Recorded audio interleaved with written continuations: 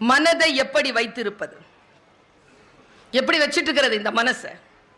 மனம் தானே துள்ளுகிறது, மனம் தானே ஆர்ப்பரிக்கிறது. இந்த போன் ஒன்று வந்திருக்குதுங்க. நான் செல்லமா அதை கொல்லிக்கட்டேன்னு கூப்பிடுவேன். நமக்கு நாமே வச்சுக்கிற தீ, மத்தம் வைக்கவே வேணாம். முதல்லலாம் போன் வந்தா எல்லாரும் கும்பலா வீட்டுக்குள்ள ஓடி போவோம், ஏன்னா லேண்ட்லைன். இப்போ போன் வந்தா ஆமா ஆமா தெரிச்சு வெளியில ஓடுறான். டவர் இல்லை, திருட்டுத்தனம் சார், வெளில ஓடுறான். நான் இதை பல நேரங்களில் சொல்லி இருக்கிறேன். இங்க இளைஞர்கள் நிறைய பேர் வந்திருக்கிறீங்க. எப்பா நான் ஒன்று சொல்றேன், உங்க மேல மட்டும் குற்றம் இல்லை. 10ல இருந்து 20, 20ல இருந்து 25 மட்டும் இப்படி இல்லை. 30 அப்படிதான் இருக்குது, 35 அப்படிதான் இருக்குது, 40 அப்படிதான் இருக்குது, 45 அப்படிதான் இருக்குது, 50 அப்படிதான் இருக்குது, 55 அப்படிதான் இருக்குது, 60 அப்படிதான் இருக்குது, 65 அப்படிதான் இருக்கு. ஒன்று கீழே விழுந்து கிடக்குது, ஆக்சிடென்ட். நான் நேரா போய் அந்த பிள்ளையை எடுத்து ULV மாதிரி கிடக்குது ரோட்ல. அதோடைய பேக் இருக்குது, காலேஜ் படிக்கிற பொண்ணு இப்படியே கிடக்குறா, மூச்சு வாங்குது. போனை கொடுன, போன் கொடு ஹூங்குது. உனக்கு என்ன போன் கொடுத்தா என்ன? அவளை மீறி அந்த பேக்கை திறந்து போனை எடுத்தோம் பாருங்க, வலியை விட அதிர்ச்சிங்க கண்ணில். அப்பாவை கூப்பிடணும், அம்மாவை கூப்பிடணும், தர பாஸ்வேர்டு போட்டு வச்சிருக்கிறாங்களே. எப்பா இந்த சூனியக்காரங்க இந்த ஒரு சக்கரம் போட்டு வச்சிருப்பாங்க தெரியுமா கண்மணினா?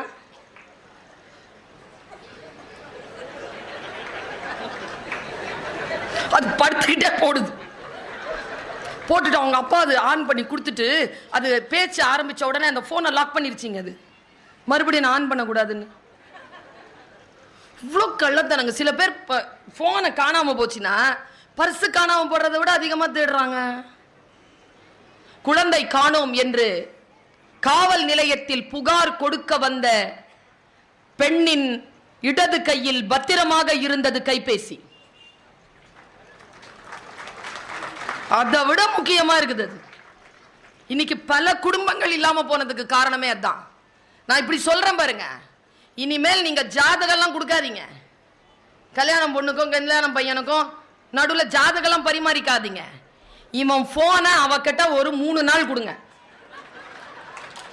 அவன் போனை இந்த பொண்ணு கிட்ட ஒரு 3 நாள் கொடுங்க, விளங்கிரும், கல்யாணம் நடந்துரும். நம் வாழ்க்கையில் நமக்கு அவசியமில்லாத பல விஷயங்களை இதோ அந்த செல்போன் மூலமாக நமக்கு வந்து சேர்ந்து கொண்டிருக்கக்கூடிய அந்த சாத்தான்களை எதிர்க்க வேண்டும் என்றால் நல்ல நூல்களின் பக்கம் நம்முடைய கவனம் திரும்ப வேண்டும். ஒரு அம்மா என்கிட்ட வந்து ஒரு 2 வருஷத்துக்கு முன்னால, இந்த கொரோனாவுக்கு முன்னால வந்து காலேஜ்ல நின்று நான் கிளாஸ் எடுக்கிற வரைக்கும் நின்னுச்சு சார். வெளியில வந்த உடனே என்னை இப்படி பார்த்துச்சு, மேலும் கீழும் அப்படின்ட்டு போயிருச்சு. நான் திரும்பி ஓடுனேங்க பயத்துல. என்ன அளவு எடுத்துட்டு போகுது இது, இப்படி நீள அகலத்தை பார்த்துட்டு போயிருச்சு. நான் திரும்பி ஓடுனேன். அந்த அம்மா சொன்னாங்க, நான் ஒரு தையல் வேலை செய்யக்கூடியவள். நீங்க டிவியில பார்க்கும்போது எனக்கு உங்களுடைய அளவு தெரியல, நேரில் வந்து பார்த்து அளவு எடுத்துட்டு போகிறதுக்காக வந்த நான் கண்ணிலேயே அளவு எடுத்துட்டேன், நான் ட்ரெஸ்ஸோடு வந்து உங்களை பார்க்குறேன்னு போச்சு. நான் விடலை. நீங்கள் எதுக்கு என்ன எனக்கு ட்ரெஸ் வாங்கி தைச்சி கொடுக்கணும் ஏன் அப்படின்னு கேட்டேன். இல்லை பாப்பா, நீ ஏதோ ஒன்று சொன்ன, 70 வயசு இருக்கும் அதுக்கு, அதனால் என்ன அது அப்படி சொல்லலாம். சில பேர் கோவம் வந்துடுதுங்க, அவங்களுக்கு எங்கே எரியுதுன்னே தெரில, கோவம் வந்துடுது. பாப்பா நீ எதுக்கு பாப்பா, உனக்கு என்ன உனக்கு என்ன வந்துட்டு அவங்ககிட்ட கேட்டேன், என்ன எதுக்காக வந்தீங்க அளவெடுக்கிறதுக்கு? 2 வருஷத்துக்கு முன்னால நீ பேசினது கேட்டேன். சரி, 3 பொம்பளை பிள்ளைங்க, சரி, புருஷன் இல்லை, சரி, வீடை 3 பேருக்கும் எழுதி கொடுத்துட்டு ஏதாவது பிள்ளை பார்த்துக்கோன்னு பார்த்தா 3 எப்போ சாம வீடு விற்கலான்ட்டே இருந்துச்சுங்க. அப்போதான் உன் பேச்சை கேட்டேன். இப்போ வீடு என் கையில் இருக்குது, ஃபர்ஸ்ட் ஃப்ளோரில் வந்து டெய்லரிங் கோர்ஸ் போட்டிருக்கிறேன், நானும் வந்து ஒரு பிஸ்னஸ் நடத்திட்டு இருக்கிறேன், நல்லா இருக்கிறேன், இதை சொல்லிட்டு போகிறதுக்காக தான் வந்தேன். உனக்கு ஏதாவது நன்றி சொல்லணும்ல, அதனால் நான் உனக்கு ஒரு சரி, அப்படி என்ன பேசினேன்னு உங்களுக்கு பிடிச்சிருச்சின்னு கேட்டேன். அது தெரியணும்ல, அப்படி தெரிஞ்சாதானே நமக்கு ஒரு உத்வேகம் இருக்கும். அது வாட்ஸ்அப் ஸ்டேட்டஸ்லாம் நிறைய வச்சிருக்கிறீங்க நீங்க. நான் அப்படி சொல்றத அதை கேட்டு ஒரு அம்மாவுடைய வாழ்க்கை மாறி இருக்குது. என்ன தெரியுமா, எல்லாரும் ஒரு நாள் சாவோம், சாவை தவிர்க்க முடியாது, எப்போ சாவோன்னு தெரியாது, அதான் த்ரில்லு. அதை வச்சுதான் எல்ஐசியை தொடங்குச்சு. அது வேற. நான் சொல்றேன், எல்லாருக்கும் சாவு வரும், ஆனா நாம செத்து போகணும்னு அலைஞ்சிட்டு இருக்கான் பாரு, அவன் முன்னால மட்டும் செத்துறாதன்னு. இதுதான் அந்த அம்மாவை பாதிச்சிருச்சு. அது நேரா போய் சீனியர் சிட்டிசனா அது இருக்கிறதுனால கோர்ட்ல போட்டு ஏற்கனவே எழுதின உயிரை ரத்து பண்ணி கரெக்டா அந்த சொத்தை திரும்பி வாங்கிக்கிருச்சு. சொல் மாற்றும். ஆனால் அதை இந்த பக்கம் வாங்கி இந்த பக்கம் போகாம கரெக்டா உள் வாங்கி வச்சுக்கிட்டீங்கன்னா மாறும். ஒரு கிளி இருந்துச்சு. அந்த கிளிக்கு ஒருத்தங்க ஒரு மதம் சார்ந்த ஒரு வீட்டில் அது வளர்ந்துச்சு. எப்போ பார்த்தாலும் ஒரு மந்திரத்தை அதுக்கு சொல்லி கொடுத்துட்டாங்க. அந்த மந்திரத்தை சொல்லி கொடுத்துட்டு அது யார் வந்தாலும் போனாலும் அந்த மந்திரத்தை சொல்லும். சூப்பர் மந்திரம் அது சொல்லும். எல்லாரும் ஐயோ எவ்வளவு தெய்வீகமான வீடு, உள்ளே நுழைகின்ற பொழுதே கிளி கூட மந்திரம் சொல்கிறது. இப்படியே போச்சா 2 வருஷம். திடீர்னு இந்த அம்மா வீட்டில் இல்லாத நேரத்தில், வீட்டில் யாரும் இல்லாத நேரத்தில் ஒரு பூனை வந்துருச்சு. அந்த பூனை வந்து அந்த கிளியினுடைய கூண்டை திறந்து கிளியை பிடிச்சிருச்சு. பிடிச்ச உடனே அந்த பூனை கரெக்டா கொண்டு போய் வாயை திறந்து அதனுடைய தலையை அமுக்குது. வாய்க்குள்ள தலை போயிடுச்சு. அந்த கிளி என்ன சொல்லணும்னு நினைக்கிறீங்க? மந்திரமா சொல்லணும். டைன் டைன்னு கத்துக்கிட்டே செத்து போச்சு. கல்வி என்பது அது அல்ல. மற்றவர்கள் சொல்கிறார்களே அதை திருப்ப சொல்வது அல்ல. எதை வாசிக்கிறீர்களோ அதை தேர்விலே எழுதுகிறீர்களே அது அல்ல கல்வி. அந்த கல்வியினுடைய ஆற்றலை முழுமையாக பெற்றுக்கொள்வதற்கான பயிற்சி தான் இப்பொழுது நீங்கள் எழுத போகின்ற தேர்வு. இதுதான் முழுமையான கல்வி அல்ல. இருக்குடி உங்களுக்கு அடுத்தது 10வது பாஸ் பண்ணா உருப்பற்றலாம்னு சொல்லி தான் படிக்க வைப்பாங்க குழந்தைகளை. 10வது பாஸ் பண்ண உடனே சொல்வாங்க +2ன்னு ஒன்று இருக்குது, அதை மட்டும் கிளியர் பண்ணிட்டேன்னா வாழ்க்கையில் கொடி கட்டி பறக்கலாம் அப்படின்னு நம்பி பாஸ் பண்ணுறாங்க நிறைய பேர். அப்புறம்தான் இருக்குது நீ என்னவாக போறேன்னு கேட்பாங்க. அப்புறமா ஏதாவது ஒன்று படிச்சு கிடிச்சு ஏதாவது ஒன்று ஆனதுக்கு படிச்சதுக்கு அப்புறமா அந்த குழந்தைய கூப்பிட்டு கேளுங்களேன் என்னவாக போறேன்னு. 5ஆம் கிளாஸ்ல சொல்லிச்சிங்க டாக்டர் ஆக போறேன்னு. 10ஆம் கிளாஸ்ல சொல்லுது நான் டாக்டர் ஆக மாட்டேன்னு நினைக்கிறேன். +2ல ஏதாவது ஒரு ப்ரொஃபஷனல் கோர்ஸுங்குது. அதுக்கப்புறமா ஒரு 6 மாசம் கழிச்சு ஆர்ட்ஸ் அண்ட் சயின்ஸுங்குது.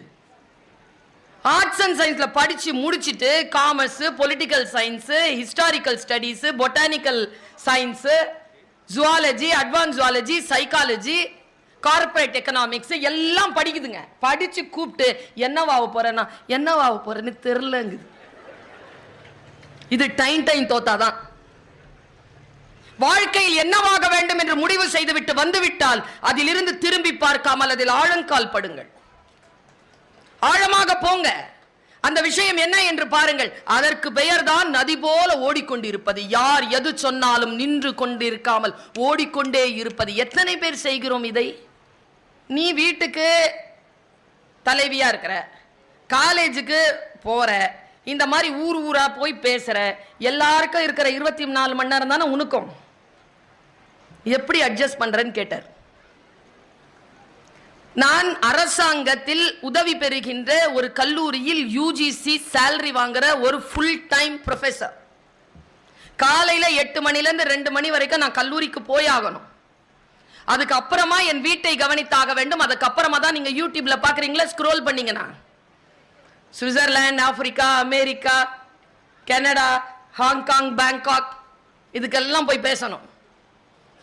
எப்படி என்றால் சாதனையாளர்களுக்கு மட்டுமல்ல, நம் அனைவருக்குமே 60 நிமிடங்கள் தான் 1 மணி நேரம். அவர்களுக்கு கூடுதலாக இயற்கை கொடுப்பதில்லை. உங்களுக்கு இருக்கக்கூடிய அதே நேரம்தான் எனக்கும் இருக்கிறது.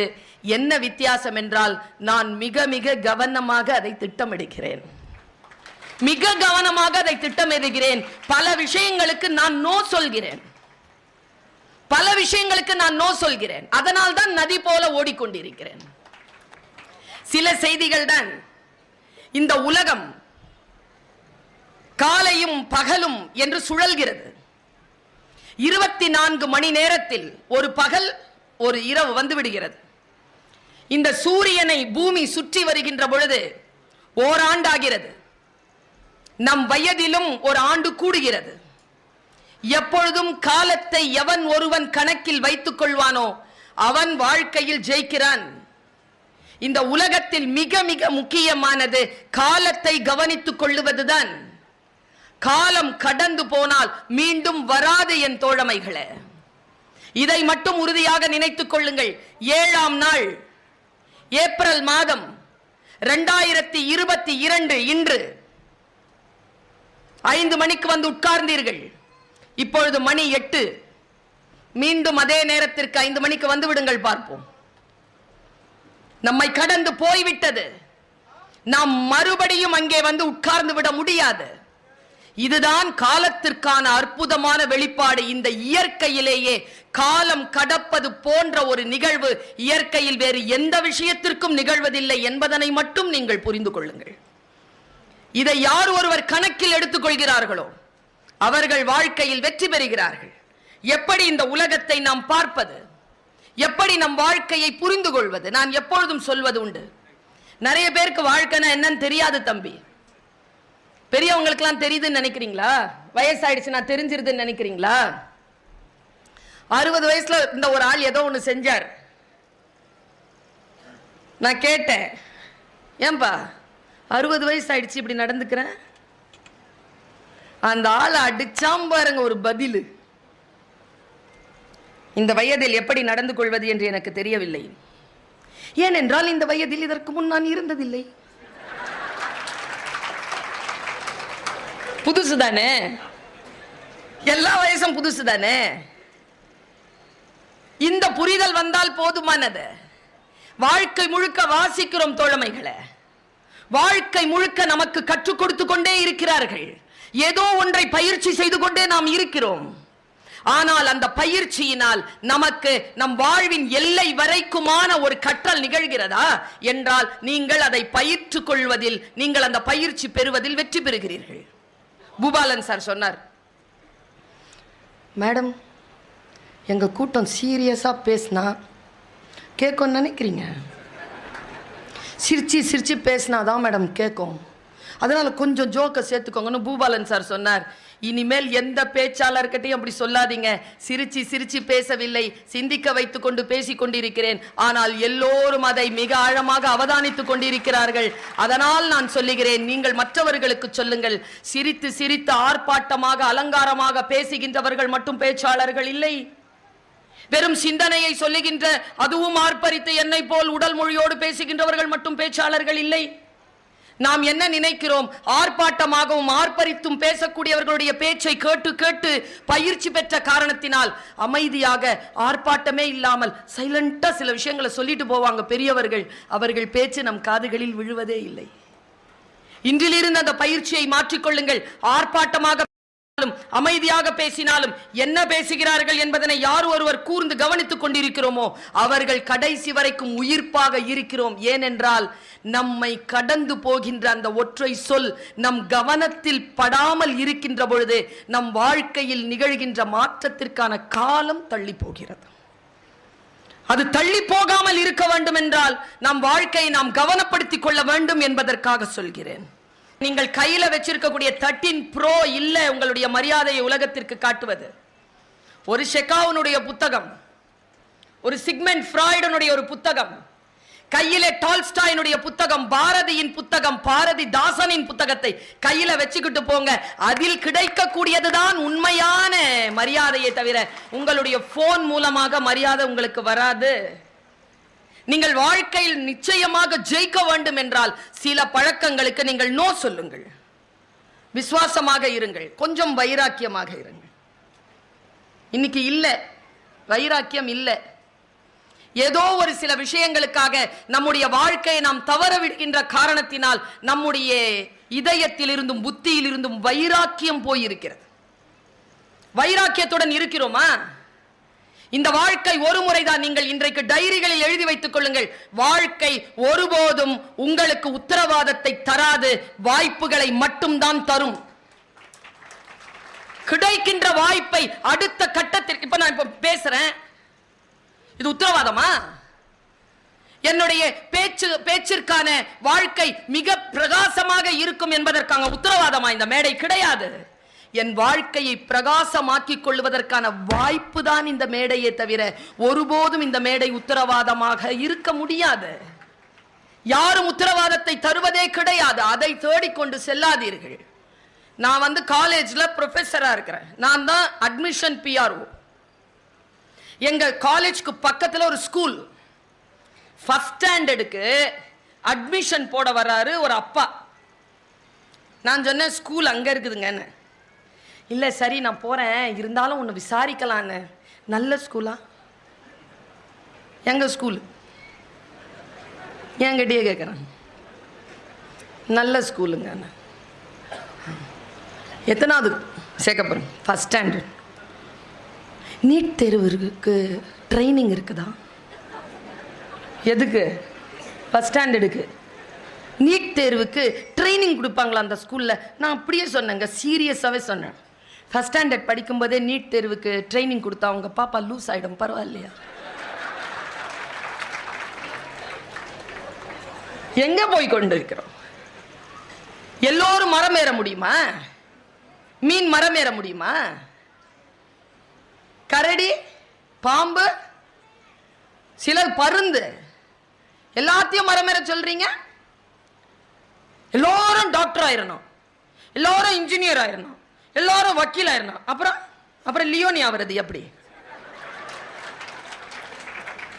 ஒன்றும் இல்லைங்க. நான் பக்கத்தில் உட்காந்தேன், அங்கே உட்காந்தேன். இப்போவும் அதே காலேஜில் வேலை செஞ்சுட்டு இருக்கிறீங்கன்னா அண்ணன் வந்துச்சு கோவம். நான் ஒவ்வொரு மாதத்துக்கும் காலேஜை மாற்றிட்டு இருப்பாங்க. நான் கேட்டேன், ஏன் நான் கிண்டல் பண்ணுறேன்னு. எப்பா நான் 10வது படித்தவன் சாமி, நான் இப்படி தான் சாமி கேட்பேன்னா. எப்பா 10வது படித்தவரா இப்படி எழுதுற? ஏன் தெரியுமா? படித்ததை ஒழுங்காக படித்தா என்ன வேணாலும் ஆகலாம், எப்படி வேணாலும் ஆகலாம். என்ன படிக்கிறோங்கிறது இருக்குது, எப்படி படிக்கிறோங்கிறது இருக்குது. 10வது படிச்ச ஆளினுடைய படைப்பு பல்கலைக்கழகங்களில் பாடமாக இருக்கிறது என்றால் எப்படி உலகத்தை பார்க்கிறார் என்பதற்கு புத்தக கண்காட்சி உங்களுக்கு கொண்டு வந்து நிறுத்தி இருக்கக்கூடிய சாட்சி கண்மணி. அவர் பேசுறது கேட்கறதுக்கெல்லாம் வரலீங்க. அவர் பேசுறதை விட ரொம்ப அழகா எழுதுவர். அவர் தன்னுடைய வாழ்க்கையில் பல சாதனைகளை செய்து கொண்டிருக்கிறார். அவர் இங்க நின்னதே எனர்ஜி தான். நம்ம எல்லாருக்குமே அவரை கொண்டு வந்து காட்டினார்கள். இந்த பப்பாசி குடும்பத்தினரும் இந்த புத்தக கண்காட்சியை அமைத்தவர்களும் இப்படித்தான் இருக்க வேண்டும் என்பதனை காட்டுகிறார்கள். சாதாரணமான ஒரு ஜியோகிராபி டீச்சர், பட்டிமண்டபங்களில் பேசிக் கொண்டிருந்தவர், இன்றைக்கு தமிழ்நாடு அரசு தமிழ்நாட்டின் பாட நூல் பிரிவிற்கு தலைவராக போட்டு பல்வேறு விதமான எழுச்சிகளையும் ஏற்றங்களையும் அவரிடத்தில் கனவாக வைத்திருக்கிறோமே. அப்படி வாங்க விஷயங்களை. நான் தமிழ் படிச்சேங்க, தமிழ் தான், தமிழ் லிட்ரேச்சர் தான். தமிழில் படிப்பது வேறு, தமிழ் படிப்பது வேறு, சரியா? ஆனா நான் தமிழிலும் படித்தேன், தமிழும் படித்தேன். ஆங்கிலம் சரளமாக பேசுவேன், நான் ஹிந்தி சரளமா பேசுவேன், எழுதுவேன், வாசிப்பேன். உருது சரளமா பேசுவேன், எழுதுவேன், வாசிப்பேன். அரபி சரளமாக எழுதுவேன், வாசிப்பேன். இவ்வளவு மொழிகளையும் நான் சயின்ஸ் ஸ்டூடெண்ட், தேர்ந்தெடுத்து போய் தமிழ் படித்தேன். படிக்கின்ற படிப்பு அல்ல. என் காலேஜ்ல எம்காம் படிச்சு பிஹெச்டி படிச்சுட்டு எம்எஸ்சி மேத்தமெட்டிக்ஸ் படிச்சு மேத்தமெட்டிக்ஸ்ல பிஹெச்டி படிச்சவங்களுக்கும் அதே சம்பளம் தான். தமிழ் படிச்சு பிஹெச்டி பண்ணிட்டு வந்துட்டு இருக்கக்கூடிய எனக்கும் அதே சம்பளம் தான். என்ன படிக்கிறோங்கிறது இல்ல, அதை எப்படி படிக்கிறோங்கிறது.